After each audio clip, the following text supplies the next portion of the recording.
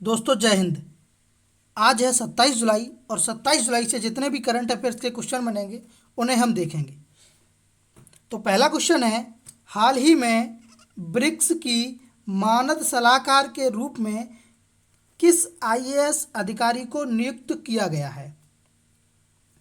तो A option है Vijay Kiran, B है बी सेकरा, सी है कमलेश गर्ग और डी है टीना डाबी। तो आप टिक करिए अपना। तो जो इसका आंसर है दोस्तों वह है डी ऑप्शन, यानी कि टीना डाबी जी को मानद सलाहकार के रूप में नियुक्त किया गया है। ठीक। अच्छा, अब ये पूछा जाए कि पहली महिला आईएएस अधिकारी को किसे नियुक्त किया गया है, तब भी इनका आंसर यही होगा कि टीना डाबी जी को। ये पहली आईएएस अधिकारी महिला हैं जिन्हें ब्रिक्स मानद सलाहकार के रूप में नियुक्त किया गया है। अब बात आती है ब्रिक्स की। तो ब्रिक्स के बारे में थोड़ा जान लीजिए। ब्रिक्स की जो स्थापना है वो दोस्तों जून 2006 में हुई थी। कब हुई थी? जून 2006 में। अगर इसका हेडक्वार्टर पूछा जाए तब आप कहेंगे शंघाई में है। कहाँ पर है? शंघाई, यानी कि जो चीन में है, शंघाई में है। ठीक।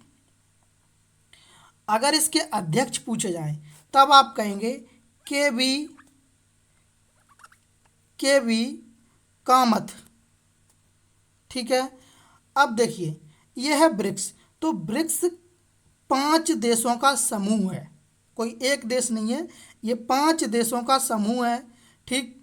तो 2010 से पहले दोस्तों इसमें बस 4 देश हुआ करते थे, लेकिन 2010 के बाद एक देश और जुड़ा, उसका नाम था दक्षिण अफ्रीका। ठीक है। दक्षिण अफ्रीका जुड़ने के बाद ये 5 देशों का समूह हो गया। और मैं नाम बता रहा हूँ, आप लिख लीजिए, बहुत बार क्वेश्चन पूछा जाता है। पहला है ब्राज़ील, दूसरा है रूस, तीसरा है इंडिया यानी कि भारत, और चौथा है चीन, और पांचवा है दक्षिण अफ्रीका, साउथ अफ्रीका। ठीक। तो क्वेश्चन कैसे पूछता है? क्वेश्चन कभी कभी 4 देशों के नाम दे देगा, यानी कि 3 तो इनमें से होंगे और एक अलग देश होगा, और पूछेगा कि निम्नलिखित में से कौन सा देश ब्रिक्स का नहीं है। ठीक है। तो आप अपना आंसर कर लेंगे। तो इसका जो आंसर होगा वह टीना डाबी होगा। और टीना डाबी जी जो हैं वो पहली आईएएस अधिकारी महिला हैं जिसे मानद सलाहकार के रूप में नियुक्त किया गया है। चलिए अगला क्वेश्चन है, दुनिया के टॉप मोस्ट वैल्यूएबल कंपनी में रिलायंस इंडस्ट्री किस स्थान पर है? तो आप टिक करिए।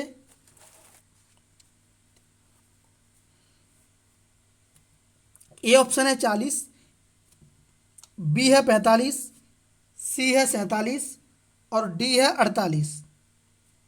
तो जो इसका आंसर होगा वह होगा 48। 48वें नंबर पर है रिलायंस इंडस्ट्री कंपनी जो है वो 48वें नंबर पर है। अच्छा, पहले, दूसरा और तीसरे की बात कर लें कौन कौन है। तो सऊदी अरामको ये पहले पर है, सऊदी अरामको जो है वो पहले पर है। दूसरे पर दोस्तों एप्पल है, और तीसरे पर जो है वो माइक्रोसॉफ्ट है। कौन सी है? माइक्रोसॉफ्ट। ठीक। चलिए अगला क्वेश्चन है,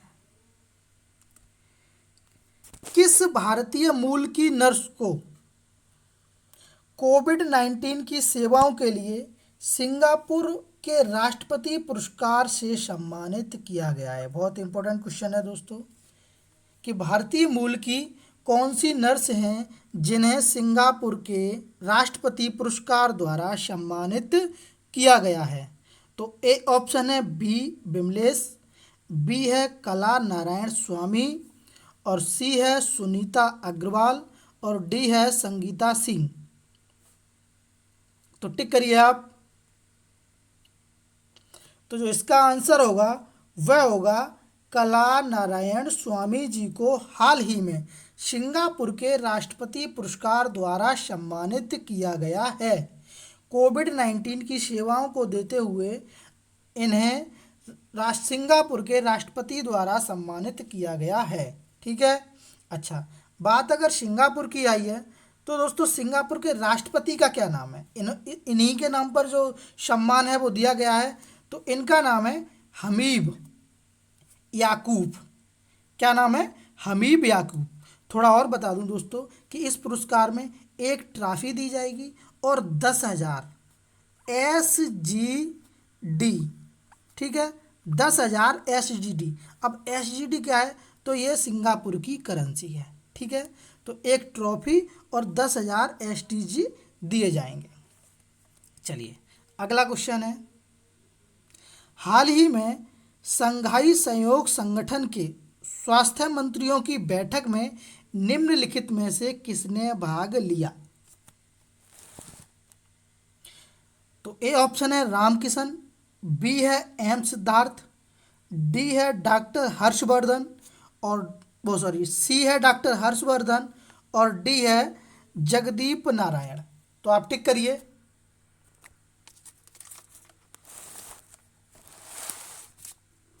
तो जो इसका आंसर होगा दोस्तों वह होगा डॉक्टर हर्षवर्धन, जो कि आपको पता है कि वर्तमान के स्वास्थ्य मंत्री हैं। तो डॉक्टर हर्षवर्धन जी ने इस मीटिंग में भाग लिया है। ठीक है, अच्छा अब बात आती है संघाई सहयोग संगठन की। तो ये क्या है, इसकी स्थापना कब हुई? ठीक है, तो देखिए दोस्तों, अगर इसकी स्थापना पूछी जाए तब आप कहेंगे 2001। क्या कहेंगे? 2001।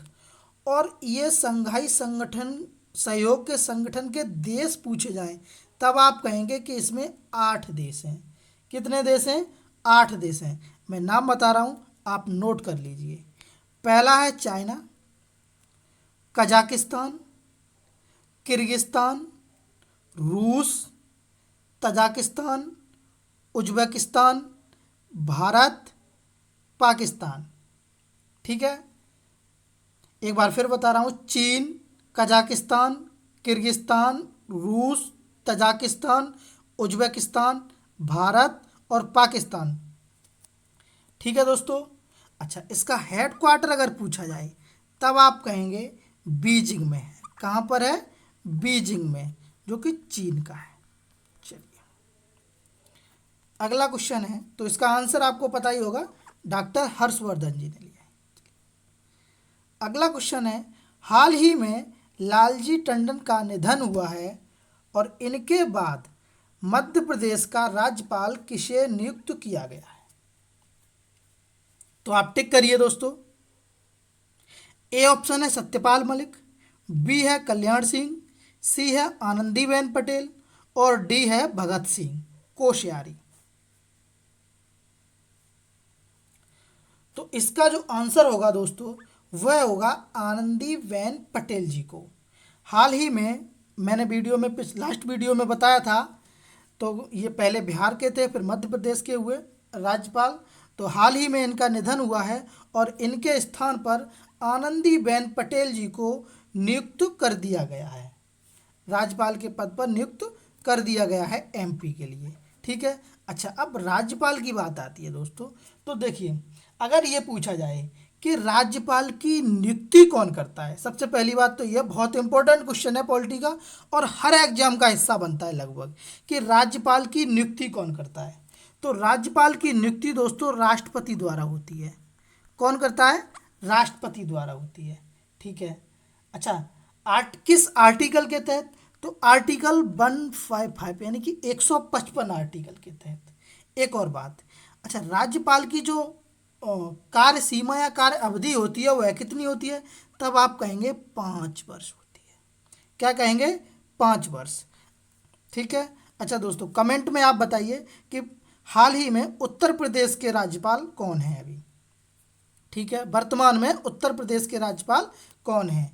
इसका जो आंसर होगा वह होगा आनंदीबेन पटेल जी को मध्य प्रदेश का राज्यपाल नियुक्त किया गया है। चलिए अगला क्वेश्चन है,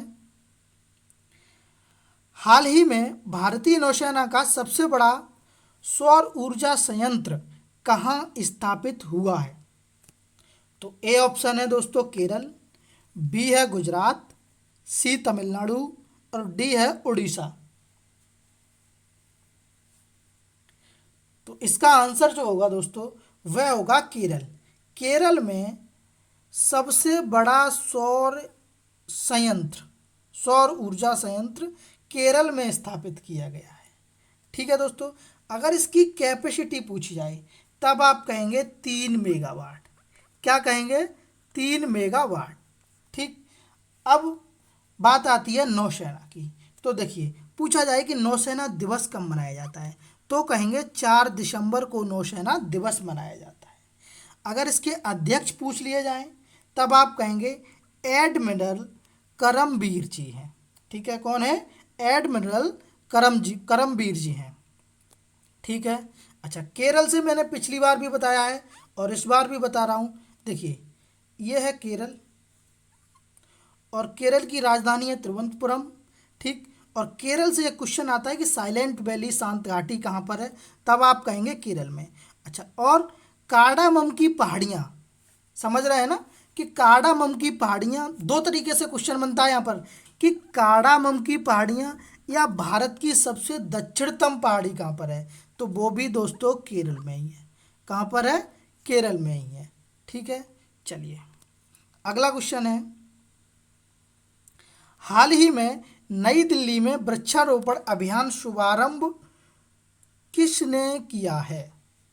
ए ऑप्शन है रामनाथ कोविंद, बी ऑप्शन है सोनिया गांधी, डी ऑप्शन है अमित शाह, सी ऑप्शन है अमित शाह और डी ऑप्शन है राजनाथ। सॉरी, तो आप टिक करिए।